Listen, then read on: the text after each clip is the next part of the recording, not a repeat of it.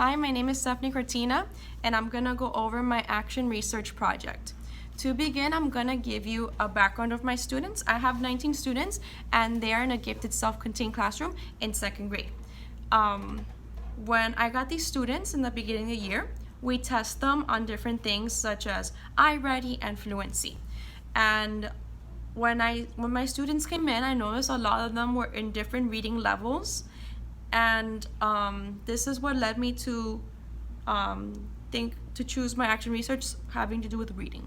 And when I looked at the iReady scores, I saw that I had a group of students that struggled with phonics, that they were a level or a level more or level below in phonics. And when I compared it with their fluency, I noticed that they struggled with fluency. So this is what made me choose my action research to be put into phonics. So I realized that I wanted something to do with phonics. With my students being gifted, this was another aspect that made me choose my question as well, just because they're gifted students. I've worked with students in a gifted setting, and I've worked with general ed students, and I noticed that gifted students are different. They need more enrichment, they get bored easily, they need assignments that can help them think out of the box, because a lot of the things that they do in a regular setting, they get bored. So what I wanted to try was to do differential instruction and have each student work on a different thing, and it would be something that would be meaningful to them, and they will have that accountability of, okay, this is what I gotta do, and it would make them want to work more and try harder, and they're not gonna be bored, because I have some students that couldn't read CVC words, and I have students that read larger words, and it just varied on the phonics lesson. So the way that that's the reason why I chose will differentiate instruction in phonics help fluency in a second grade gifted class. The way that I did this was I used some assessments. I basically, I used their iReady. I looked at the ones that struggled in phonics, and I basically did like a phonics inventory that had different phonics rules, and I looked to see which students needed help with certain phonics rules. And once I figured out how to group my students, then I was able to practice the rules with them. I would normally meet with them on Monday. They knew the rule. I would practice with them. They would practice on their own, and then on Friday they will test. So how would they practice this on their own? So with this, I would use a framework that we use in the school called Daily 5, and basically it's a framework that helps students build independence and stamina in reading during reading time. So there's different things like reading to self, writing, and word work. So I was gonna focus more in the word work aspect, and what Daily 5 helped my students do is build their stamina to read for 20 minutes straight without interruptions. And it was during this time where I would pull my students and work on their phonics lessons and their phonics rules. And when they weren't with me, they would be practicing their rules with different things. Like we would have different games that they would play on their own. Like they would have to make words with their rules. I even have letters with the blends and the phonics rules, and different words that they can make with these little letters.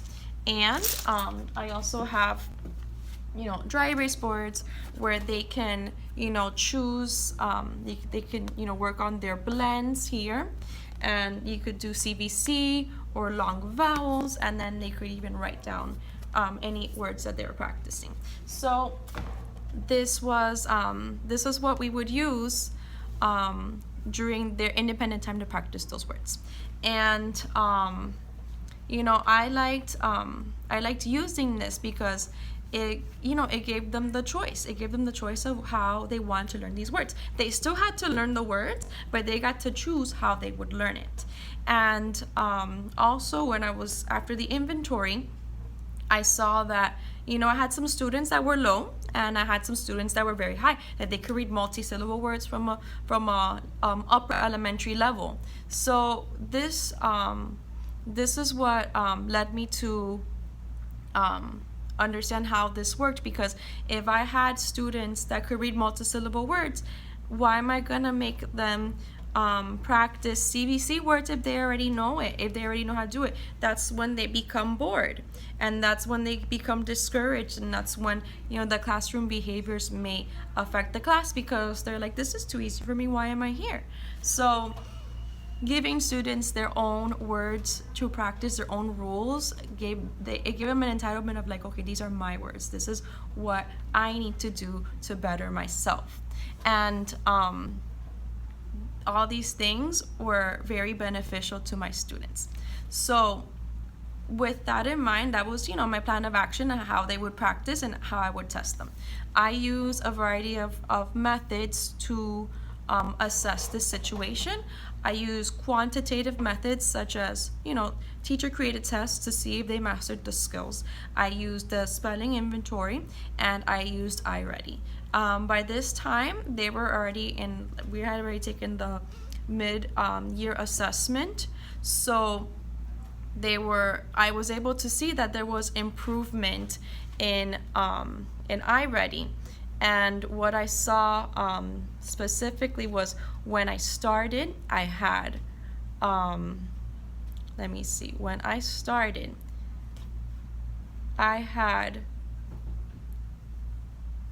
6 students that were below level, and I had 13 students that were on. And then when I took the mid, I had 3 that were below level, and then 16 that were on. So by them practicing this dream word work and the DI phonics, a lot of my students were growing, and they were showing the growth. And this was very good for me to know in the middle of this assessment, in the middle of the year, because I'm like, okay, this is working. I was able to regroup my students and practice more on the ones that needed a little more support. So that was why I liked that quantitative data. It was also during this time, in the middle of the year, that I conducted a survey with my students, and I had asked them, which method of phonics did they like? Did they like the method that they get to choose and they get to work on word work, or did they like the other method where we would have to practice with the whole class? And the majority of my students, they enjoyed the different instructions. They liked learning with the games. They liked learning with choosing their words and practicing, and then working with me in small groups rather than just sitting in a whole classroom environment. I also conducted a lot of classroom observations. I would look around and I would see that my students were practicing, and they were working, and they were basically practicing the rules. And I did see a lot of improvement in classroom management and accountability besides learning gains. So that was something that I was able to observe that I liked. So I felt with the numbers, like the numbers of the data, which is the quantitative, and the observations, all that together, I was able to see that this was indeed working. From my data, I was towards the end, when I did the last iReady, I did see that I had 2 students that were still below level in phonics, but they were just 1 level below, and then the rest were 17 were on and above. So basically what this told me was that I had those two students, when I got them and they did their initial iReady assessment, they were placed in level K in phonics, and I teach 2nd grade, so that was 2 levels below. And when they took the final iReady, they placed in 1st grade, which meant that they made a year's worth growth, which was a really good improvement.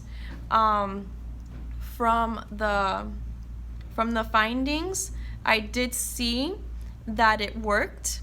I wish that I would have had 100% of my students place on or above level, And so I wish I would have seen more of that progress.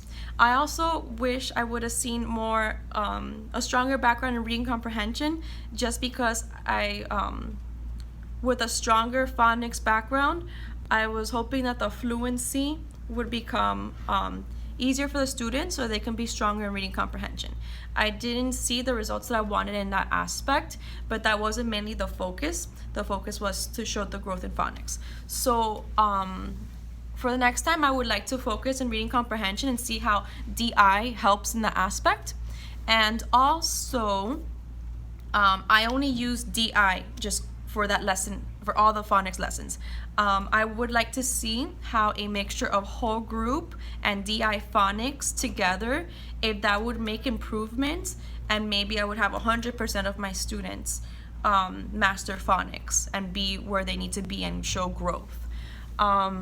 This was a great study to do. I learned a lot from this, and my students learned a lot as well. And it was a good process. The process was easy to complete. The students benefited from this as well.